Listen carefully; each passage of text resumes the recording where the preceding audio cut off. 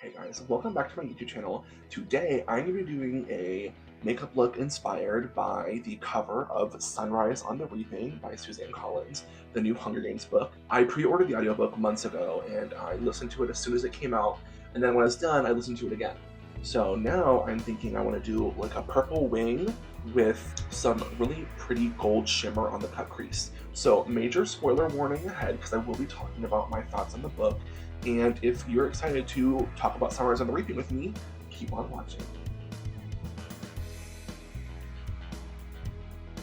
So first, I'm going to take my e.l.f. concealer in Fair Warm.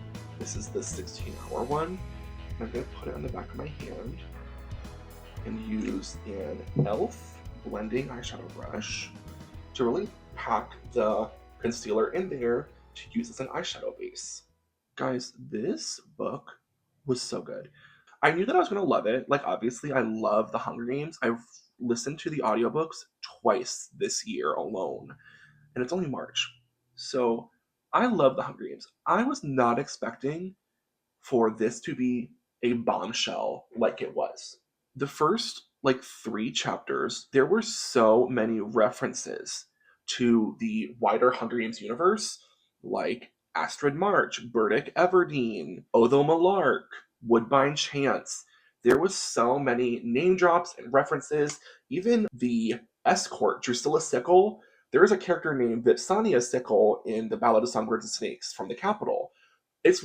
She really said, here, damn. Like, it was a lot of, not fan service, but she was kind of like, here's what you want to know about, like, the frivolous stuff, and now let's get into the meat and potatoes of the story. I actually annotated the book while I was listening to it twice. I went back in and added all the stuff I didn't notice before. One thing I noticed was that during the reaping, after Woodbine got shot, I noticed that there was a 5-minute delay in the broadcast of the reaping, and I'm wondering if that's because of Lucy Gray and her kind of antics during the 10th games. I'm using the James Charles palette. I'm going to go with this light purple to start. Another thing I noticed after the reaping was that PETA was the only District 12 victor that was actually reaped for the Hunger Games. Lucy Gray wasn't actually reaped for the 10th Hunger Games. Her name was just read by the mayor because the mayor's daughter didn't like her. So that wasn't like a real reaping. And then Hamish wasn't actually reaped. He interfered with a peacekeeper and was made to go to the Capitol as like a punishment for that. And then Katniss volunteered for her sister. So the only victor from District 12 that actually was reaped was PETA. I think that's interesting. I'm just taking the eyeshadow and winging it out a little bit. So after they get to the Capitol, we meet some returning characters from the future, I guess. We get to see Wyrus and Mags, and then later we get to see Beatty, some of my favorite characters from the 50th game, or the 75th games. Something unexpected about this book was that we get to see Beatty, and his son Ampert is actually in the games as a punishment to Beatty for conspiring to disable Capitol communications. I think that's very interesting. As we see later, Wyrus and maybe Mags were also kind of conspiring to take down the 50th games, and it makes me wonder if they were all reaped, well, except for Mags, but if Wyrus and Beatty were reaped for the 75th games because of their involvement in trying to take down the 50th games. So here's where we are. I got 2 colors on. I also have gold highlighter on. I don't know if you guys saw. I'm going for purple and gold, obviously. It looks really good if you ask me. One really interesting political comment that I saw in the book, among many, obviously, was that Drusilla says, I know a riot when I see one, about just normal everyday people trying to stick up for one another and stand up for their own safety, which I thought was a very obvious reference to how certain people in certain political parties reacted to the Black Lives Matter movement and how some peaceful protests were marketed or fabricated to be big violent riots when in fact it was just people standing up for themselves or not even engaging in any violence at all. I thought that was really pertinent that she put that in there. One question I always have when I read the Hunger Games books is, what do they do with the trackers when they're done? Because in Catching Fire, when Katniss is all over the outskirts of the district and not even in the district to begin with, I was like, how is the Capitol not tracking her? And we get the answer in this book. It's because they take the trackers out of every tribute after the games are done. So I'm just going to put some more concealer on the back of my hand and get a smaller, more precise brush to cut my crease and talk about the during the games section of the book. I didn't notice a ton of references while Haymitch was in the games. When he's talking about Ampert, when he gets killed by the squirrels, he mentions his pearly white bones, which is a callback to Ballad of Songbirds and Snakes when Lucky Flickerman asks Lucy Gray, do you have a mom back home? And Lucy says, just her bones, sweetie, her pearly white bones. But she mentions her pearly white bones, which I instantly recognized from the Ballad of Songbirds and Snakes. Of course, there is a reference to Katniss. Haymitch leaves his backpack in a patch of Katniss. And later he mentions about how they have arrow-shaped leaves, which I never put two and two together. This is why Suzanne Collins is writing the Hunger Games and not me, because I don't pick up on things, apparently. Another thing that kind of hit me in the face about this book is after Maisley dies, Haymitch is thinking to himself, and he says, Proserpina wasn't born evil, she just had a lot of unlearning to do. That, she's really knocking us in the head with these references to our current world and political climate. A lot of people who are on the right side of the political spectrum are not born evil. They're not necessarily malicious. Maybe they're just misinformed. Maybe they are succumbing to political propaganda. And it's really interesting that Suzanne puts in there, maybe sometimes people do deserve a second chance.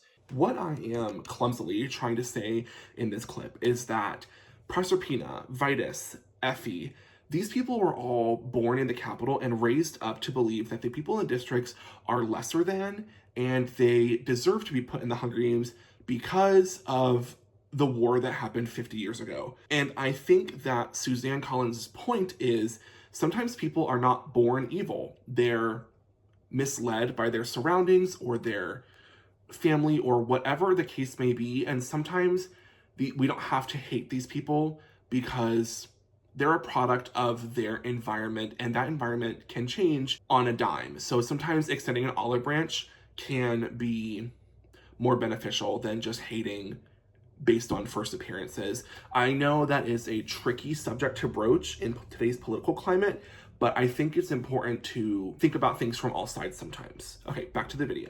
Just gonna use my fluffy brush and take away some of that excess. It's okay if the edges are a little messy because I am gonna put gold shimmer over the top. In the last moment of the 50th Hunger Games, Haymitch falls to his knees as Silka throws her axe at him. And I always interpreted this from the scene in Catching Fire that he knew that the force field was there and that he was moving so that she would essentially herself. In Sunrise on the Reaping, he mentions he falls to his knees out of exhaustion, and then he's like, oh, wait, I forgot about the force field that's behind me. So he kind of, her almost by accident, but almost not. It's kind of a gray area there. So now we're in the after the games section, and I'm going to take a flat dome eyeshadow brush and take a gold eyeshadow and really pack it on top of my lid. So the first thing I noticed after Haymitch wins the games is that he says, perhaps as a victor, I will never be off camera again. Which is exactly what he tells Katniss during her victory tour in District 11. Really interesting parallels between Katniss and Haymitch in this series. Another thing I noticed is that after the games, Haymitch's prep team, Proserpina and Vitus, come to make him pretty for the post-games recap. He makes a specific point to say that his nails have turned to claws and his hair has turned to fur. He was looking down at his prep team before the games because they were kind of seeing him as an animal, not a real person. At the end of the games, he feels like he is an animal, which also is a callback to his Ballad of Songbirds and Snakes, because Dr. Volumnia Gall makes you rest in hell. Her big thing in that book is humankind inherently evil? And it's kind of proven that she's maybe right in this section of the book. So one thing that is another reference to Catching Fire is that, well, actually, it's more of a reference to Mockingjay. When Effie Trinket, by the way, I love Effie. I'm so glad she was in this book. She was part of Haymitch's prep team, unofficially. And at the end, before the recap of the games, Effie gives Haymitch a white rose, which is what Snow leaves for Katniss in her kitchen in the Victor's Village, or in the study, I think. Maybe, I don't remember. But he left it in her home in the Victor's Village to kind of prove to her and like remind her that President Snow owns her. And this is another reminder that President Snow owns Haymitch. I'm going to take a little of a white highlighter just for my inner corner. So to finish up, I'm not going to put eyeliner on because everyone knows on this channel that I don't like eyeliner, but I am going to put on mascara. And to wrap up, I want to talk about propaganda and how it applies to this book. The entire theme of propaganda is beaten over our heads. It is extremely obvious, but not in like a bad way. It really shows how horrible the Capitol is. From the beginning, when they changed the entire event of the District 12 reaping to fit their agenda, and then they changed the events of the tribute parade because Luella died just to fit their agenda. Even the arena looks pretty, but it's actually deadly. It's a whole lot of propaganda. I think that's very interesting. Haymitch mentions before he goes on stage that Effie tells him the Hunger Games are for a greater good. And it kind of shows that she is really bought in to the Capitol propaganda. So this is my Sunrise on the Reaping Hunger Games inspired makeup look. I think it looks really good. If you enjoyed my thoughts on the Sunrise on the Reaping book, and if you want to see more, I have plenty of thoughts. So if you want to see a more in-depth video on what my thoughts are about the book, let me know. For now, thank you guys so much for watching. I will see you guys next week when I do the rainbow blush trend with my sister Rhea. I'm super excited for that. And I will see you guys then. Peace, y'all.